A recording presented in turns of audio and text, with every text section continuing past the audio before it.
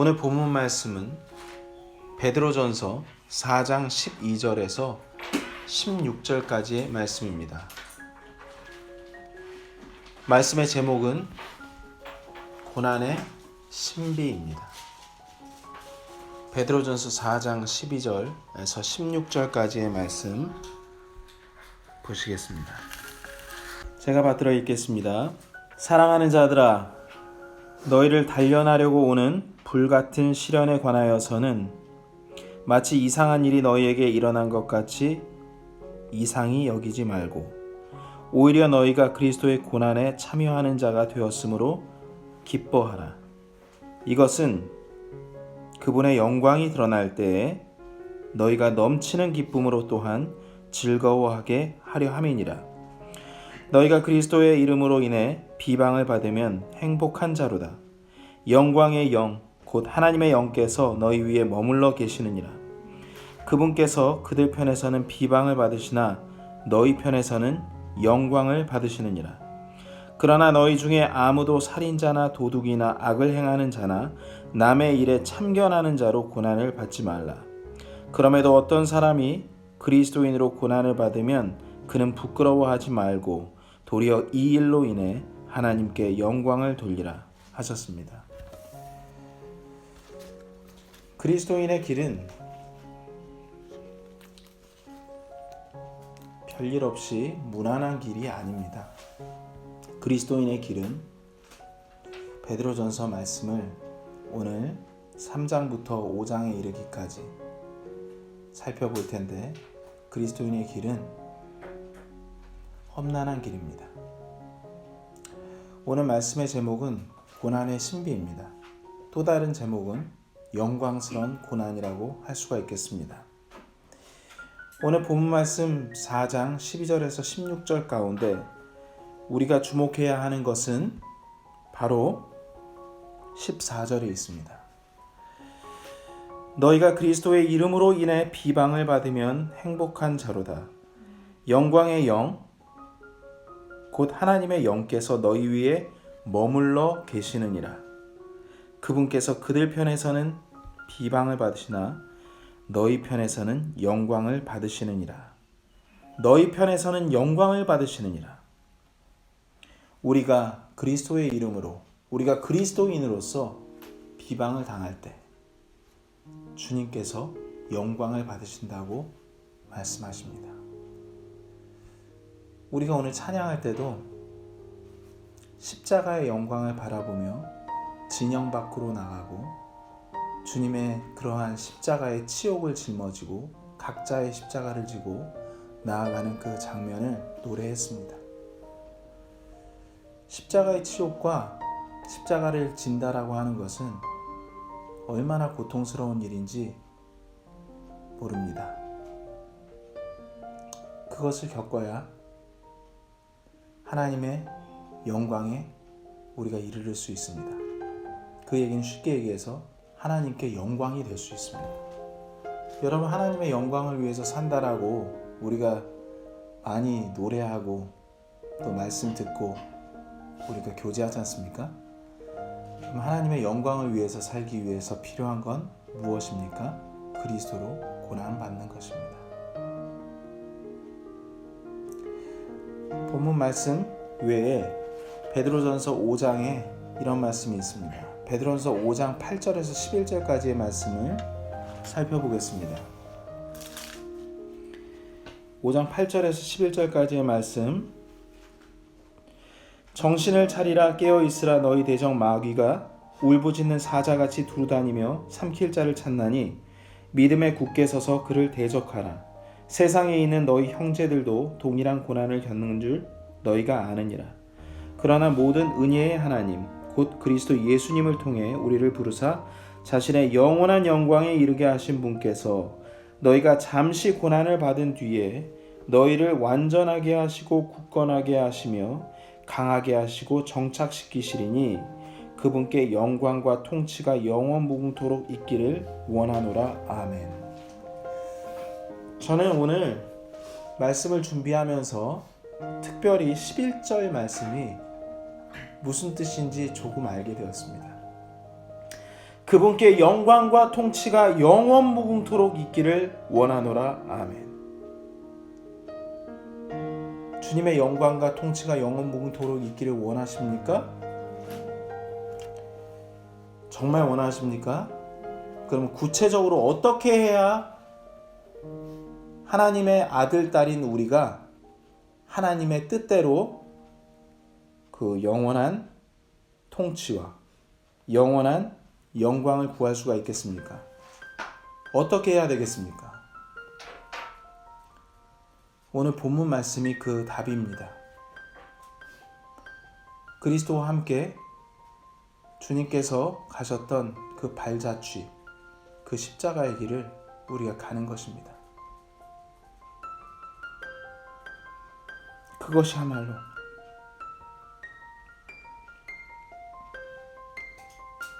아버지께 영광과 통치가 되는 것입니다.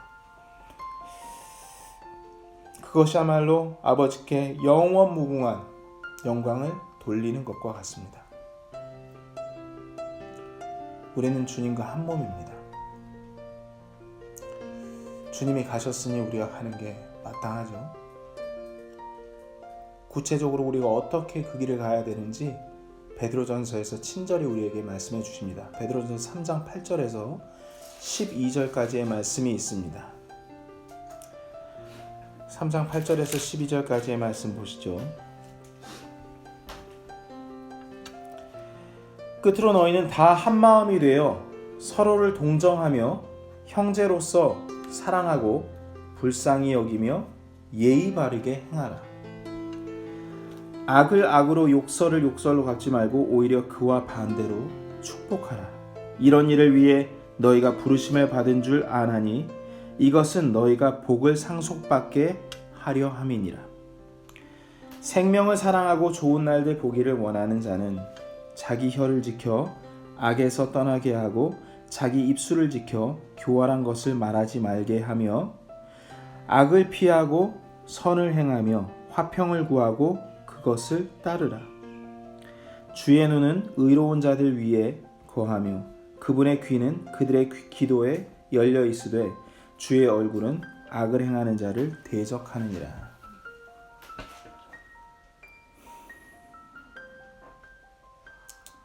우리에게 다 한마음이 되어서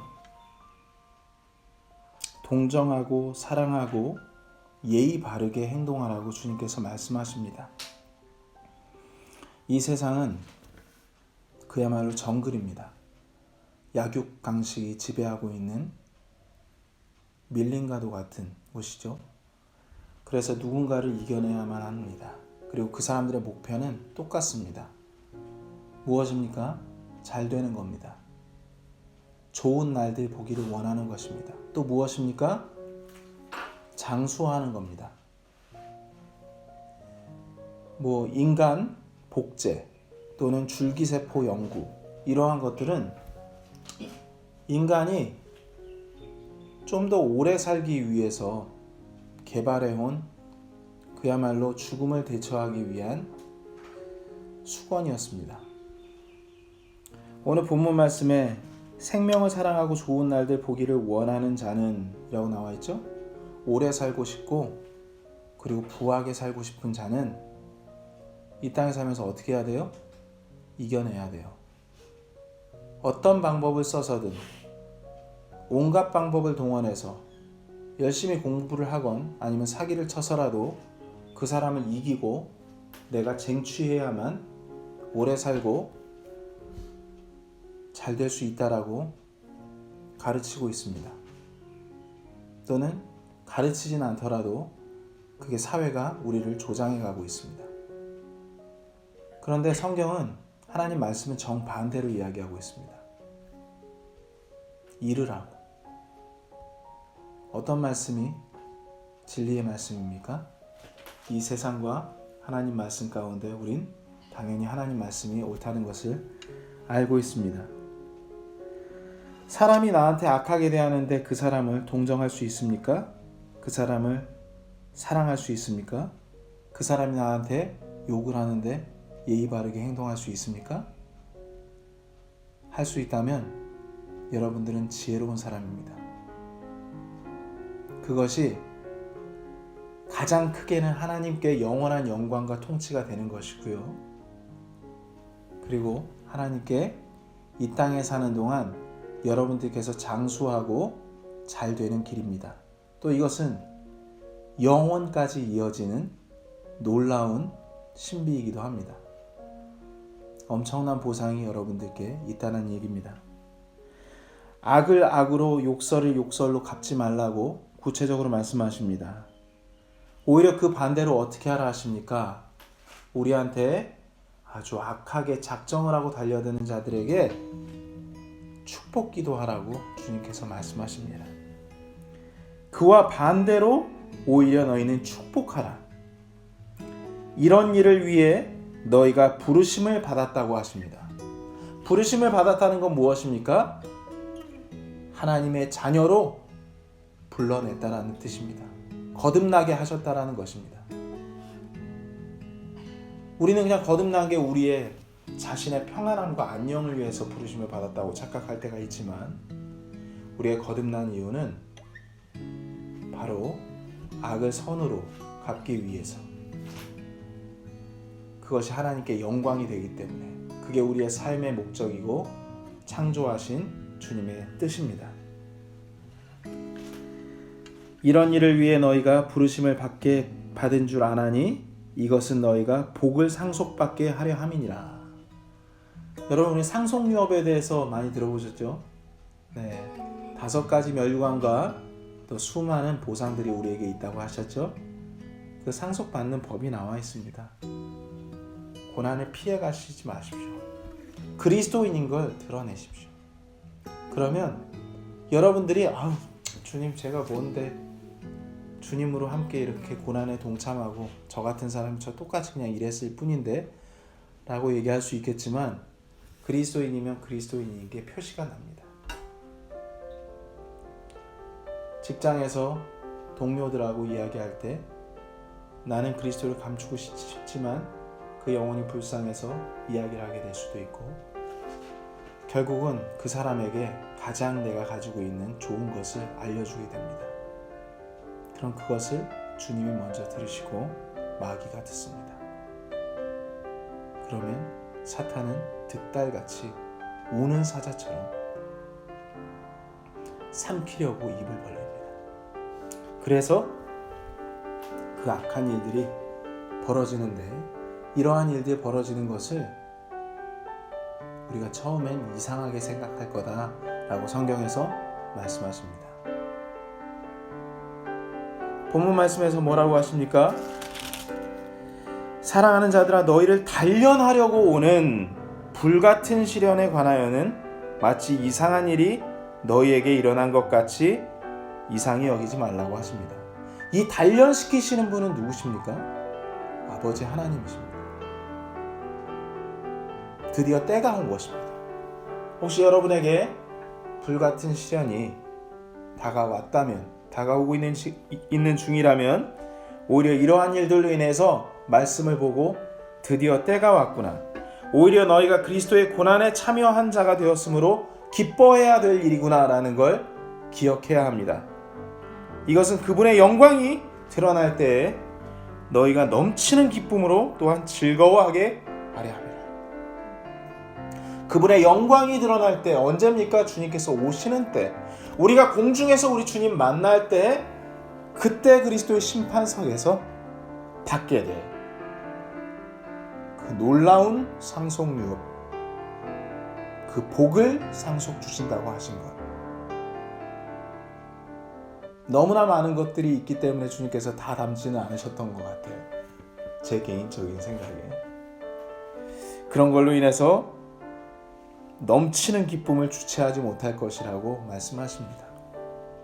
드디어 나한테 때가 왔구나. 이건 기회구나.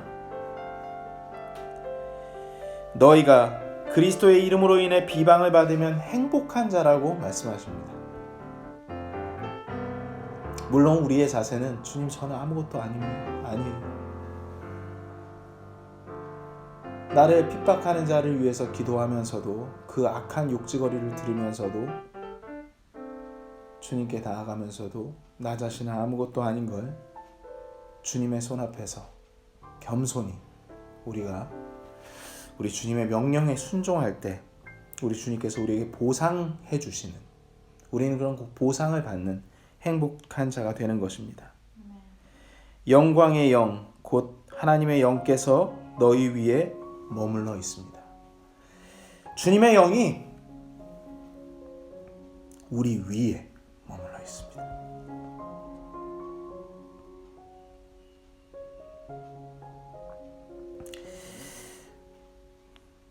16절의 본문 말씀인데요.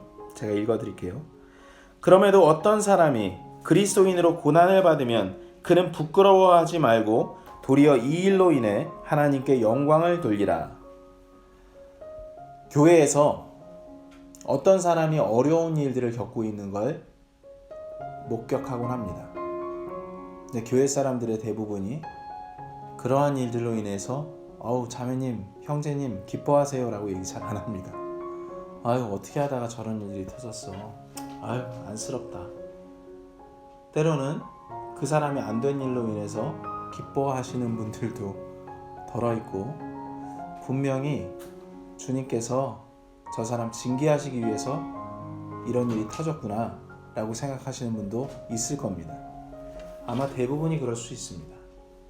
아마도 그런 생각들이 편만에 있기 때문에 이러한 고난을 통과하고 있는 사람들이 마치 죄인인 것 마냥 예배드릴 때 고개를 숙이고 깊은 탄식 가운데 우리 주님께 절규하는 모습을 봅니다.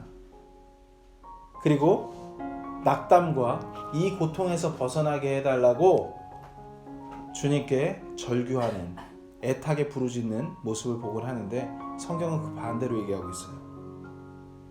오히려 도리어 이 일로 인해 하나님께 영광을 돌리라고 말씀하십니다. 주님 감사합니다. 저한테 이러한 고난을 허락해 주시다니요. 주님, 그 뒤에 있을 십자가의 영광이 보입니다. 너무나 감사합니다.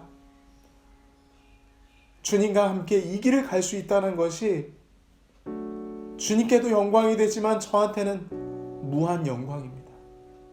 주님, 제가 이 길을 기쁨으로 가겠습니다.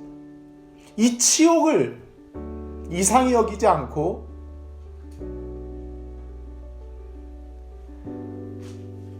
만끽하겠습니다. 세상과 전혀 다른 사람의 반응이죠. 미친 사람이라고 할 겁니다.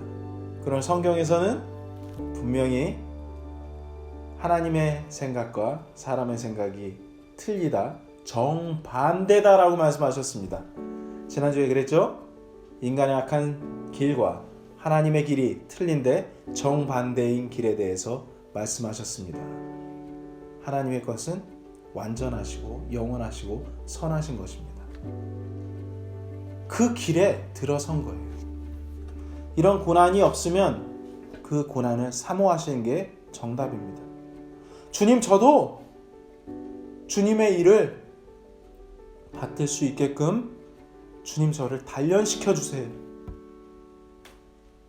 이 잠시 잠깐에 있는 그 고난으로 말미암아 제가 낙담하지 않고 영원한 것들을 더욱더 소망하는 주님의 장성한 아들이 되겠습니다. 이런 고백이 우리 모두에게 있기를 간절히 원합니다.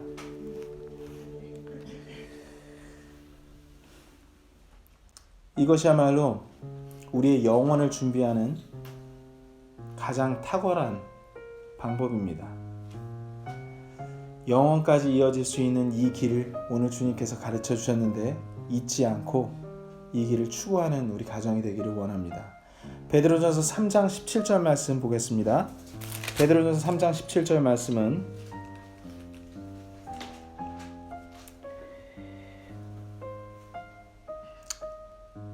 너희가 잘 행함으로 고난을 받는 것이 하나님의 뜻일진데 악을 행함으로 고난을 받는 것보다 그것이 더 나으니라. 그냥 지나갈 수 있는 말씀이거든요. 하나님의 뜻이 무엇이라고요? 너희가 잘 행함으로 고난을 받는 것이 하나님의 뜻이래요. 우린 보통 인간의 생각은 잘 행하면 무난하게 살아야 돼요. 근데 하나님 안에서 우리가 잘 행하면 고난을 받는 거예요. 만약 잘 행했는데 고난이 없으면 하나님의 뜻이 이루어지지 않은 거예요. 아니면 그 사람이 거듭나지 않은 사람일 수 있어요. 종교인의 생활을 하는 사람일 수 있어요. 근데 여러 가지 일들, 좋은 일들만 많이 생겨요. 고난이 없어요. 의심해 볼 필요가 있습니다. 내가 그리스도인인 걸 당당하게 드러냈을 때 오는 고난은 더 클 겁니다. 너희가 더 많이 잘 행함으로 고난을 더 많이 받는 것이 하나님의 뜻을 더 잘 이루어내는 것이라고 할 수 있습니다. 여러분 잘 기억하시고 이 말씀을 또 주님께서 베드로전서 2장 19절에서 21절까지의 말씀에서도 다시 한번 우리한테 재강조하시는데요. 베드로전서 2장 19절 말씀 보겠습니다. 사람이 부당한 일을 당하고도 하나님을 의식함으로 고통을 견디면 이것은 감사할 일이나 21절 다시 읽을게요. 같이 읽겠습니다. 시작. 참으로 너희가 심지어 그 일을 위해 부르심을 받았나니 그리스도께서도 우리를 위해 고난을 당하심으로 우리에게 본을 남기사 너희가 자신의 발자취를 따라오게 하셨느니라. 이게 하나님의 뜻입니다. 아들아 내가 먼저 갔으니 너는 그 내 발자국대로 따라오기만 하면 됩니다. 하나님을 의식하십시오. 부당한 일을 당할 때, 어려운 일들을 당할 때 우리 주님은 말도 할 수 없는 고통을 당하셨는데 저는 주님과 아무것도 아닙니다. 그렇게 고통을 이기면 이것은 주님께 영광이 되는 일입니다. 영광에 참여한 자가 되는 것입니다. 할렐루야. 우리 주님을 이렇게 찬양하고 이렇게 살면서 주님을 기쁘시게 하며 하루하루 살기를 간절히 원합니다. 하나님의 발자취를 따르는 영광 여러분 사모하십니까? 이런 길을 가다가도 우리에게 소망이 있기 때문에 우리는 이 길을 계속 갈 수 있습니다. 베드로전서에 다 나와 있습니다. 베드로전서 3장 14절과 15절입니다. 베드로전서 3장 14절 15절 그러나 너희가 의로 인하여 고난을 당하면 행복한 자니 그들이 두렵게 하는 것을 무서워하지 말고 불안해하지도 말며 오직 너희 마음속에서 주 하나님을 거룩히 구별하고 너희에게 너희 속에 있는 소망의 이유를 묻는 모든 사람에게 온유함과 두려움으로 대답할 것을 항상 예비하며. 여러분 소망의 이유, 우리 안에 있는 그 소망의 이유가 무엇입니까? 저는 이 말씀 참 귀한 말씀인지 알았는데 알고는 있었는데 구체적으로 그 소망의 이유가 무엇인지 꼭 집어서 이야기하기가 힘들었거든요. 이 소망의 이유가 무엇일까요? 이 소망의 이유는 분명 지금의 일이 아니라 다가올 것들에 대한 분명한 무엇일 겁니다. 분명한 영광스러운 우리에게 주어질 특별한 것일 겁니다. 그렇죠? 그래서 우리가 이 고난을 견뎌낼 수 있는 거 아니겠습니까? 그거 성경에서 찾아보겠습니다. 베드로전서 5장 10절에 나와 있습니다. 분명히 보십시오. 그러나 모든 은혜의 하나님 곧 그리스도 예수님을 통해 우리를 부르사 자신의 영원한 영광에 이르게 하신 분께서 너희가 잠시 고난을 받은 뒤에 너희를 완전하게 하시고 굳건하게 하시며 강하게 하시고 정착시키시리니 모든 은혜의 하나님 곧 예수님을 통해 우리를 부르사 어디에 참여하게 하셨어요? 자신의 영원한 영광에 참여하게 하셨어요. 그러면서 말씀하십니다. 너희가 이 땅에 사는 동안 이 몸을 입고 사는 동안 잠시 고난을 받은 뒤에 그건 아주 잠시의 일이다. 그 뒤에 내가 너희를 완전하게 하겠다. 내가 너희를 굳건하게 하겠다. 내가 너희를 강하게 하겠다. 그리고 내가 너희를 정착시키겠다. 어디에 정착시키겠습니까? 우리를 위해서 예비해 놓은 그 하늘에 우리를 정착시키시겠다고 말씀하십니다. 이것만큼 분명한 격려와 확신이 어디 있겠습니까, 여러분? 여러분, 우리가 이 땅에 사는 동안 강해질 수 있습니까? 굳건해질 수 있습니까? 완전해질 수 있습니까? 좀 더 강해질 수는 있겠죠.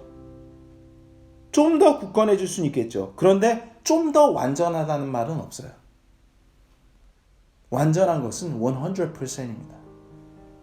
그렇게 되기 위해서는 우리가 전체적으로 토럴이 바뀌어야 됩니다. 그렇게 하시고 우리를 정착시키시겠다. 정착시킨다는 건 우리 집에 간다는 얘기죠. 오늘 대현이가 인생은 나그네 순례자의 길이라고 했습니다. 그렇습니다. 우린 이곳에 정착할 수가 없습니다. 잠시 받는 고난 때문에 낙담해할 필요가 없다고 주님께서 우리에게 이렇게 말씀하십니다. 두려워하지 말라고, 믿음에 굳게 서라고 주님께서 말씀하십니다. 여러분, 두려워하지 맙시다. 하나님의 영이 우리 위에 있습니다. 또 우리를 가득 우리 주님의 영께서 채우고 계십니다. 이러한 일들 주님의 허락이 있기 때문에 혹여라도 여러분들이 겪고 있는 어려움들이나 또는 고뇌하는 시간들이 있다면 이러한 기간도 우리 주님께서 우리에게 유익한 길로 이끄시기 위한 것임을 잊어서는 안 되고, 오히려 이런 일들로 인해서 우리 주님께 영광을 돌리는 그러한 지혜가 넘치는 그러한 자녀들이 되기를 간절히 원합니다. 네, 이제 정착시킨다라는 이야기를 주님께서 하셨는데, 이러한 영광의 시간이 째깍째깍 우리에게 다가오고 있습니다.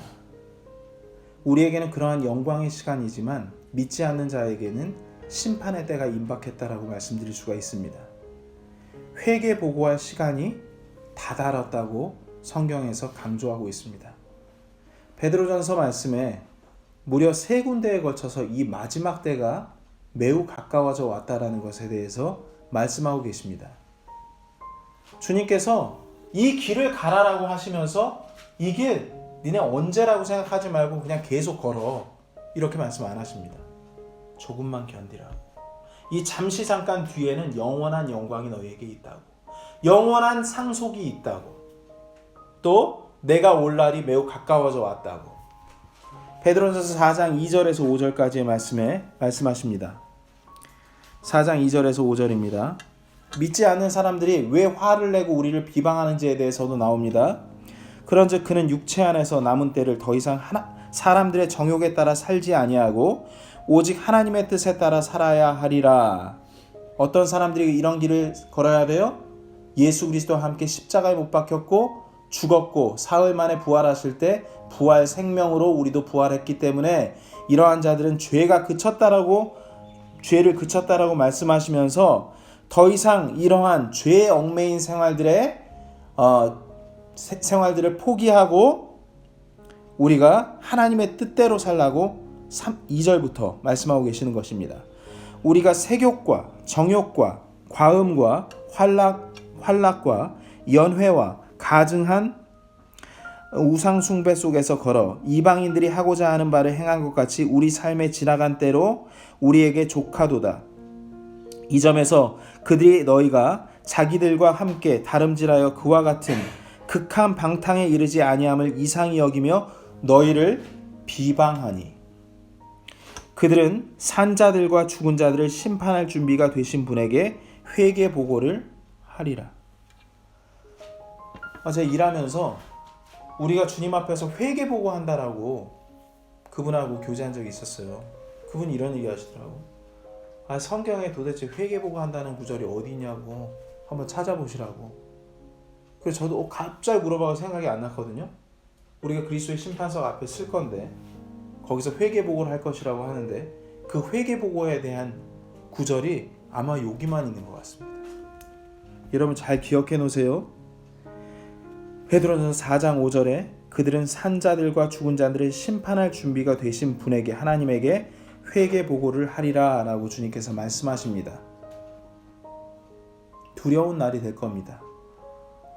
베드로전서 4장 7절 8절 읽겠습니다. 오직 모든 것의 끝이 가까워 왔으니 그러므로 너희는 정신을 차리고 깨어 기도하라.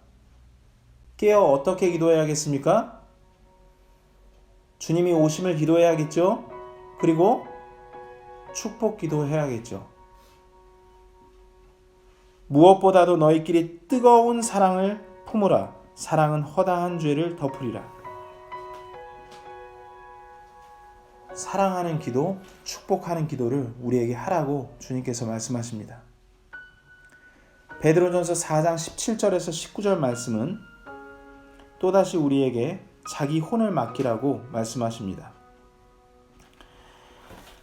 하나님의 집에서 반드시 심판을 시작할 때가 이르렀나니 만일 그것이 우리에게 먼저 시작되면 하나님의 복음에 순종하지 아니한 자들의 마지막은 어떠하겠느냐.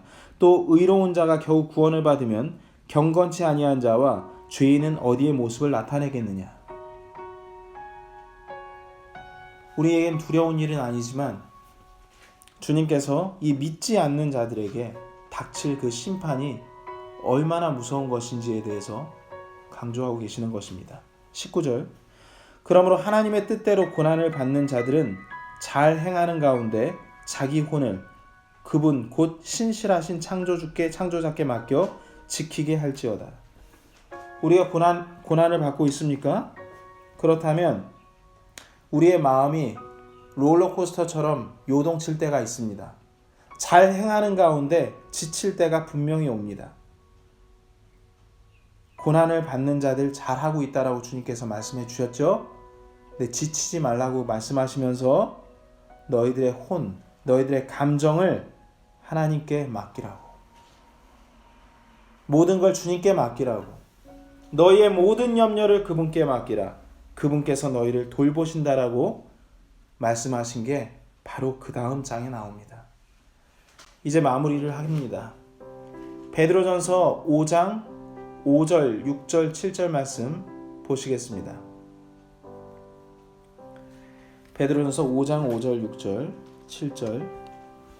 7절입니다. 너희 젊은 사람들아 이와 같이 장로에게 복종하고 참으로 너희가 다 서로에게 복종하며 겸손으로 옷 입으라. 하나님께서 교만한 자는 물리치시고 겸손한 자에게는 은혜를 주시느니라. 아멘. 그러므로 하나님의 강한 손 밑에서 스스로 겸손하라. 그리하면 정하신 때에 그분께서 너희를 높이시리라. 너희의 모든 염려를 그분께 맡기라. 그분께서 너희를 돌보시느니라. 특별히 6절과 7절은 같은 말입니다. 콜론으로 표시가 되어 있죠? 정하신 때에 그분께서 너희를 높이실 테니 너희의 모든 염려를 맡기고 주님만 바라보라고. 주님께서 너희를 돌보신다고 우리들에게 말씀하셨습니다. 그렇게 하실 수 있겠습니까? 여러분, 이 길이 십자가의 길이지만 아이러니하게도 이 고난은 찬란한 영광하고 똑같은 말입니다. 고난이 세고 어렵고 험난하면 할수록 받을 영광의 찬란함의 비춤도 빛나는 것도 광도도 틀립니다. 비례합니다. 고난이 크면 클수록 여러분들이 더 믿음으로 기뻐하셔야 되는 것입니다. 아시겠죠? 그래서 그리스도인들이 살 때 낙담하면서 사는 것은 우리 주님께서 일하시는 것을 의심하는 것과 같습니다. 오늘 마지막으로 베드로전서 5장 11절 말씀 함께 읽고 마치겠습니다. 5장 11절입니다. 다 같이 시작. 그분께 영광과 통치가 영원 무궁토록 있기를 원하노라. 아멘.